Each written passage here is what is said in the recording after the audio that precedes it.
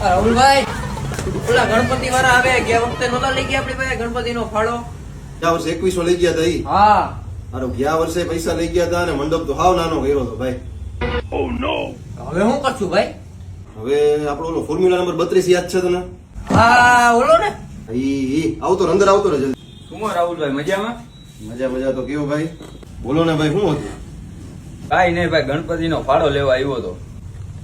ગયા વખતે તમે 2100 રૂપિયા રાહુલભાઈ લખાવ્યા હતા, આજ વખતે 5100 રૂપિયા લખાવી નાખો.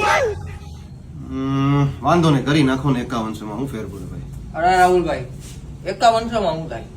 આપણા તરફથી મીઠાઈ ને કરિયાણું કરી નાખો.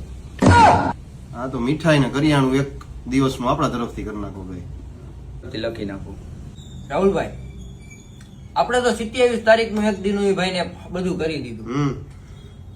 હવે 28 તારીખે આપણા ગામડે એનું જરાક કયો ભાઈ ને થોડો ઘણો ફાળો કરી નાખે. સાચી તારી ભાઈ. 28 તારીખે આપણે ગામમાં ગણપતિ બેસાડ્યા હતા, પંડાલ હતો. જો તમારા રીતે કઈક નાનું એવું ફાળો કઈક થઈ શકે એમ હોય તો.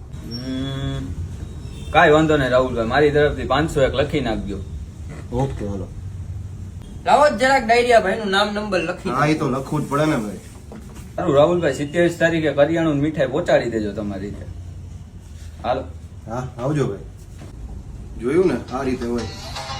ઓલા ભાઈ નો ફોન આવે ગણપતિ વાળો, એ 27 તારીખે આવી ગઈ. બોલ, કઈ બોલતો નહીં હો. હા ભાઈ. ભાઈ ઓલું કરિયાણું ને મીઠાઈ ક્યારે પહોંચાડો છો? હું રાહ જોઉં છું. અરે ભાઈ બહુ અઘરો કેસ થઈ ગયો છે. શું થયું ભાઈ? અરે અમારી અહીંયા ઓલો છોકરો નહોતો યાર તે દિવસે, એને નહોતું કીધું અનાજ નું કરાવી નાખો. હા. એના દાદા એક્સપાયર થઈ ગયા.